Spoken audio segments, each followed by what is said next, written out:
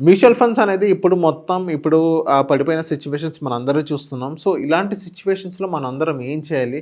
So, mutual funds అనేది మళ్ళీ ఎప్పుడు బుల్ మార్కెట్ చూసే అవకాశం ఉండిద్ది అనేది ఈ వీడియోలో మేము డిస్కస్ చేయడం జరిగింది. ఈ వీడియో ఎండ్ వరకు చూడండి. మీ పోర్ట్‌ఫోలియోలో ఎలాంటి బ్యాలెన్స్ చేయాలనేది మీకంటే ఒక క్లారిటీ వస్తది. మా ఛానల్‌ని ఫాలో అండ్ సబ్స్క్రైబ్ చేయండి. Hello sir, welcome to social post. Thanks అండి. సార్, ఇప్పుడు మార్కెట్ అనేది ఇప్పుడు కొంచెం డౌన్‌లో ఉంది. సో, ఇప్పుడు ఎవరైతే మ్యూచువల్ ఫండ్స్‌లో ఇన్వెస్ట్‌మెంట్ ఇంకా చేయాలనుకుంటారో ఇది రైట్ టైమ్ అంటారా? ఇన్వెస్ట్‌మెంట్ మాడ్యూల్‌లో చూసుకున్నట్లయితే. ఇప్పుడు చూడండి, వార్ వచ్చింది. ఈ వార్ వల్ల మార్కెట్ పడుతుంది. సో ఎప్పుడైనా వార్ లాంటి టెన్షన్ టైం వచ్చినప్పుడు వాలటాలిటీ అనేది ఎక్కువ ఉంటుంది. సో వాలటాలిటీ ఎప్పుడైతే ఎక్కువ ఉందో అది ఆపర్చునిటీగా తీసుకోవాలి. అలా ఆపర్చునిటీ తీసుకొని ఇన్వెస్ట్మెంట్ చేయొచ్చు. అయితే చాలామంది మా దగ్గర ఉన్న క్లయింట్స్ ఏంటంటే ఎప్పటి నుంచో కొంతమంది మ్యూచువల్ ఫండ్స్ ఇన్వెస్ట్మెంట్ చేశారు. కొన్ని ఫండ్స్ పర్ఫార్మెన్స్ చేయట్లా అనుకున్నంత రీతిలో పర్ఫార్మెన్స్ లేదు వాళ్ళది. చూస్తే 7% సిఏజీఆర్, 6% సిఏజీఆర్‌లో ఉన్నారు వాళ్ళు. వాళ్ళు అనుకుంటున్నారు ఏంటంటే ఇప్పట్లాంటి టైంలో మార్కెట్ పడింది. సో ఇట్లాంటి టైంలో ఏదన్నా మంచి ఫండ్స్‌కి మూవ్ అవ్వచ్చా? మూవ్ అయితే లాస్‌లో అమ్ముకోవాలి. ఇప్పుడు చూడండి, 10 లాక్స్ పెట్టారు. ఇప్పుడు 7 లాక్స్ అయింది. ఆ 7 లాక్స్‌ని కనుక ఉన్న ఫండ్స్‌ని కాకుండా వేరే ఫండ్స్‌కి మూవ్ అయితే అది మంచిదేనా అన్న క్వెషన్ కూడా చాలా మంది మైండ్‌లో ఉంది. ఇప్పుడు చూడండి, మనం కనుక ఒక ట్రైన్‌ని వదిలేసి ఇంకో ట్రైన్ ఎక్కితే నష్టం లేదు. ఎందుకంటే 2 ఒకటే స్పీడ్‌లో వెళ్తున్నాయి కాబట్టి మనం ఏం ఆపర్చునిటీ మిస్ కావట్లేదు. అదే ట్రైన్‌ని వదిలేసి బస్ ఎక్కామనుకోండి, పెద్ద ఆపర్చునిటీ మిస్ అయిపోయినట్టే అవుతుంది. ఎందుకంటే రెండిటి స్పీడ్ డిఫరెంట్‌గా ఉంటుందన్నమాట. సో మ్యూచువల్ ఫండ్స్‌లో కూడా ఇప్పుడు చాలా మంది తెలుసుకున్నారు ఏంటంటే వేగ్‌గా, రఫ్‌గా అర్థం కాక ఏదో ఆన్‌లైన్‌లో ఎక్కడో విని కొంతమంది డైరెక్ట్ ప్లాన్స్ కొనుక్కున్నారు. చాలామంది ఏంటంటే లాస్ట్ 2 ఇయర్స్, 3 ఇయర్స్ ఒక వేవ్ వచ్చింది. ఒక మంచి బుల్ రన్ వచ్చింది. ఆ బుల్ రన్‌లో ప్రతి ఒక్క ఫండ్ చూస్తున్నా మీకు 30% సిఏజీఆర్, 40% సిఏజీఆర్ ఇచ్చాయి. సో ఎప్పుడైతే వాటిలో అలా ఇస్తాయి అనుకోని పర్మనెంట్‌గా రిటర్న్ ఉంటుందనుకోని ఇన్వెస్ట్‌మెంట్ చేసిన వాళ్ళు ఉన్నారు. చూస్తే ఇప్పుడు మార్కెట్ పడినందువల్ల అన్ని మైనస్‌లోకి వెళ్ళిపోయినాయి. మైనస్‌లోకి వెళ్ళిపోయి చాలా దారుణంగా పరిస్థితుల్లో ఉంది. సో ఇప్పుడు కనుక అట్లాంటి ఫండ్స్‌లోంచి కాకుండా ఒక మంచి స్మాల్ క్యాప్, ఒక కంపెనీ స్మాల్ క్యాప్ కొన్నాను నేను, అది బాలేదు. కొత్త మంచి ఏదన్నా ఆ ప్లేస్‌లో ఏదైనా మంచి స్మాల్ క్యాప్‌లోకి నేను మూవ్ అవ్వచ్చా అనేది క్వెషన్ కూడా చాలా మంది ఇంట్లో ఉంది. ఇప్పుడు చూడండి, అలా మూవ్ అయితే వల్ల లాస్ అవుతుంది కదా అనుకుంటారు. ఇప్పుడు మనం చూడండి, మంచి పర్ఫార్మ్ చేసే స్మాల్ క్యాప్ కూడా ఎన్ఏవి పడిపోయింది. ఎందుకంటే మార్కెట్ పడటం వల్ల అన్నీ పడతాయి. సో ఇది కూడా ఆపర్చునిటీయే మనకి. సో కాబట్టి మనం ఇక్కడ ఒక 2 లాక్స్ లాస్ బుక్ చేస్తున్నాం అనుకోకుండా 8 లాక్స్ అయినా సరే దాన్ని మీరు సేల్ చేసి అదే 8 లాక్స్‌తో మీరు వేరే మంచి స్మాల్ క్యాప్‌లో కొన్నారనుకోండి, రేపొద్దున బుల్ మార్కెట్ వచ్చినప్పుడు ఇది త్వరగా పైకెళ్తుంది. మీరు ఇప్పుడు ఏమంటే ఒక నాన్ పర్ఫార్మింగ్ స్మాల్ క్యాప్‌లో కూర్చున్నారనుకోండి, వెయిట్ అండ్ ప్రిన్సిపల్ వచ్చేంత వరకు వెయిట్ చేయాలనుకుంటే ఇట్ మే టేక్ టైమ్. అది మీకు రేపొద్దున బుల్ రన్ వచ్చినా కూడా అది పెరగకపోవచ్చు. సో కాబట్టి మన దగ్గర ఉన్న కరెక్షన్స్ ఉన్నప్పుడు, ఏదన్నా లోటుపాట్లు ఉన్నప్పుడు మన పోర్ట్‌ఫోలియోలో సరిదిద్దుకోవడానికి రైట్ టైం. ఎందుకంటే ఒకవేళ లాస్‌లో బుక్ చేసామనుకోండి, సపోజ్ మనకి ట్యాక్స్ కూడా పడదు. మనం చాలా 2 పొరపాట్లు ఏంటంటే చాలామంది అవుతారు. సరే నేను పెట్టిన ప్రిన్సిపల్ కూడా రావట్లేదు, ముందు రానియండి. 10 లాక్స్‌ని ముందు 10 లాక్స్ వచ్చిన తర్వాత మారుతానంటే అప్పటికే వస్తుందో ఎవరు చెప్పలేము. అది మేబీ ఈవెన్ బుల్ రన్ వచ్చినా కూడా రాకపోవచ్చు. ఈ లోపల మంచి పర్ఫార్మెన్స్ చేసే ఎన్ఏవీలన్నీ పెరిగిపోతాయి. సో అట్లా మనం వెయిట్ చేసే కన్నా కూడా ఇప్పుడు లాస్‌లో అయినా సరే దీన్ని నోషనల్ లాస్ అంటారు. యాక్చువల్‌గా ఇది నిజంగా లాస్ కాదు, నోషనల్ లాస్. మనం ఒకవేళ 10 లాక్స్ ఉంది, మనం పెట్టాం ఆల్రెడీ ప్రిన్సిపల్, అది పడిపోయి 8 లాక్స్ అయింది. ఆ 8 లాక్స్‌నితో మనం అమ్మేసి ఆ 8 లాక్స్ మనం ఫిక్స్డ్ డిపాజిట్ చేసామనుకోండి, అది పర్మనెంట్ లాస్ అది. మనం అలా చేయట్లేదు. 8 లాక్స్ తీసి ఇంకో మంచి ఎస్ఐపి ఫండ్స్‌లో ఇన్వెస్ట్‌మెంట్ చేస్తాం. అది మిడ్ క్యాప్ కావచ్చు, లార్జ్ అండ్ మిడ్ క్యాప్ కావచ్చు, స్మాల్ క్యాప్ కావచ్చు. అంటే ఏదైతే బుల్ రన్ వస్తే, నెక్స్ట్ బుల్ రన్ వస్తే ఏ ఫండ్ మనకి ఫాస్ట్‌గా గ్రోత్ ఇస్తుంది అట్లాంటి ఫండ్స్‌లోకి మనం మూవ్ అయితే మనం లాభం పొందిన వాళ్ళం అవుతాం. ఇక్కడ మనం ఎలాగో లాస్‌లో బుక్ చేస్తాం కాబట్టి మనం ట్యాక్స్ కూడా కట్టక్కర్లేదు. మనం ట్యాక్స్ అవాయిడ్ చేయడం కూడా జరుగుతుంది. ఓకే. సార్, ఇప్పుడు మార్కెట్ ప్రెజెంట్ డౌన్‌లో ఉంది. సో ఇప్పుడు చాలా మంది ఎప్పుడైతే ఒక 2-3 మంత్స్ బ్యాక్ ఎవరైతే ఇన్వెస్ట్ చేస్తారో, ఇప్పుడు స్టార్టింగ్ నుంచి ఎగ్జిస్టింగ్ ఇన్వెస్టర్స్ ఎవరైతే ఉన్నారో వాళ్ళు వచ్చినప్పటి నుంచి లాస్‌లోనే చూస్తున్నారు. ఇన్వెస్ట్‌మెంట్ పాయింట్ ఆఫ్ వ్యూలో చూసుకున్నట్లయితే ఇది ఒక మంచి ఆపర్చునిటీ. అదే షార్ట్ టర్మ్ ప్రాఫిట్‌లో గెయిన్ చేయాలనుకున్న వాళ్ళ పరిస్థితి ఏంటంటారు?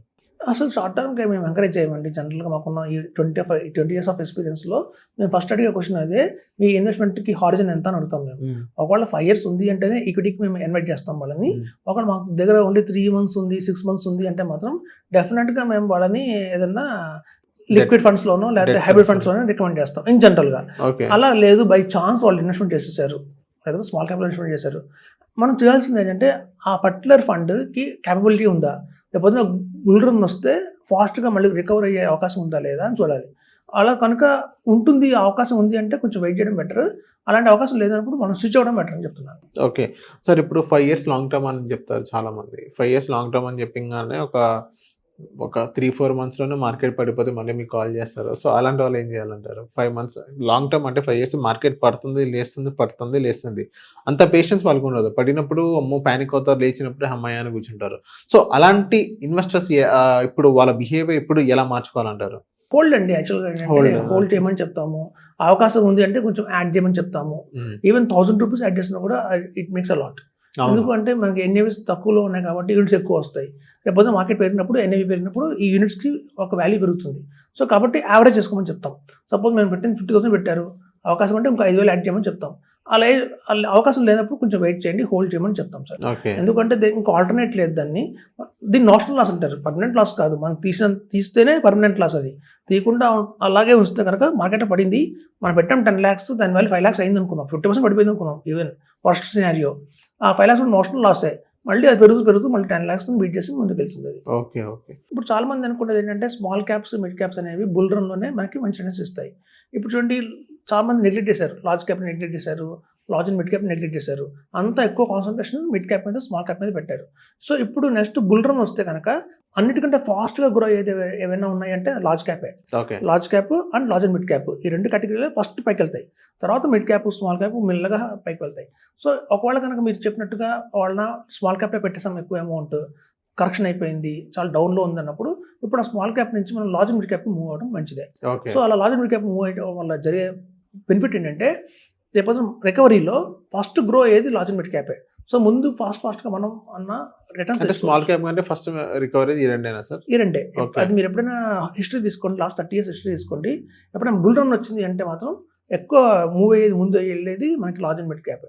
సో దాని తర్వాత మళ్ళీ స్మాల్ క్యాప్. మళ్ళీ స్మాల్ క్యాప్ టైం పడుతుంది, స్మాల్ క్యాప్ చాలా టైం తీసుకుంటుంది. ఓకే. మిడ్ క్యాప్ కూడా పర్వాలేదు, రీజనబుల్గా ఉంటుంది. బట్ ఫస్ట్ రికవరీ ఫాస్ట్గా గ్రోత్ వచ్చింది మాత్రం లార్జ్ క్యాప్కి.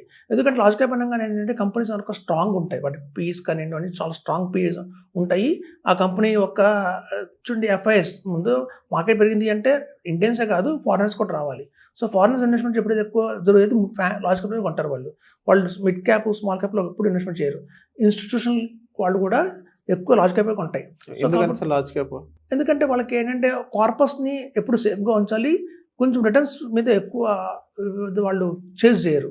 ఓకే, కన్సిడరబుల్గా 8%, 10%, 12% వచ్చిందంటే కంఫర్టబుల్గా ఫీల్ అవుతారు. ఈవెన్ ఎఫ్ఐఎస్ చూడండి, ఎఫ్ఐఎస్ ఎందుకు ఇండియాకి వస్తున్నారు మెయిన్గా, వాళ్ళ దేశంలో ఇన్వెస్ట్మెంట్ చేస్తే రిటర్న్ వచ్చేది ఓన్లీ హార్డీ 2%, 3%, 4%. సో ఆ 4% కంటే కూడా ఎక్స్ట్రా వచ్చింది, ఇంకో 4+4 8% వచ్చిందంటే కంఫర్టబుల్గా ఫీల్ అవుతారు. సో మనకి లార్జ్ క్యాప్స్లో ఎలాగో ఇండియాలో మనకి 8% ఇస్తాయి, రిస్క్ తక్కువ. ఎప్పుడైనా చూడండి ఇన్వెస్ట్మెంట్లో చాలామంది ఎక్కువ చేజ్ చేస్తారు, రిటర్న్స్ మీద చేజ్ చేస్తారు, రిస్క్ని వదిలేస్తారు గాలికి. కానీ ఇన్స్టిట్యూషనల్ ఇన్వెస్టర్స్ కానివ్వండి, ఎఫ్ఐఎస్ కానివ్వండి, ముందు ప్రయారిటీ ఇచ్చేది రిస్క్కే. సో రిస్క్ ఎక్కువ ప్రయారిటీ ఇస్తారు. సో రిస్క్ తక్కువ ఎక్కువ ఉంటుందంటే లార్జ్ క్యాప్లో తక్కువ ఉంటుంది. సో కాబట్టి ఎక్కువ ఇన్వెస్ట్మెంట్ చేసేది వాళ్ళు, బల్క్గా ఇన్వెస్ట్మెంట్ చేసేది లార్జ్ క్యాప్లో. సో మన హోల్సేల్ మార్కెట్ అంటారు వాటిని, అంటే కొన్ని వేల కోట్లు పెట్టేది లార్జ్ క్యాప్లోనే పెడతారు. ఈ రిటైల్ పీపుల్ అందరూ పెట్టేది చిన్న చిన్న అమౌంట్స్, 1000 రూపీస్ పెట్టి స్టాక్ కొంటారు, 2000 రూపీస్ స్టాక్ కొంటారు. సో ఇప్పుడు 8% కంఫర్టబుల్, ఇప్పుడు ప్రజెంట్ ఉన్న మన ఇండియాలో కూడా 8% కంఫర్టబుల్ అంటే లార్జ్ క్యాప్ లో మనం పెట్టుకోవచ్చు కదా సార్? పెట్టుకోవచ్చు, హాబీస్ పెట్టుకోవచ్చు. Okay. Okay. Okay. So thank you sir మా సోషల్ పోస్ట్ వచ్చినందుకు. థ్యాంక్స్ అండి.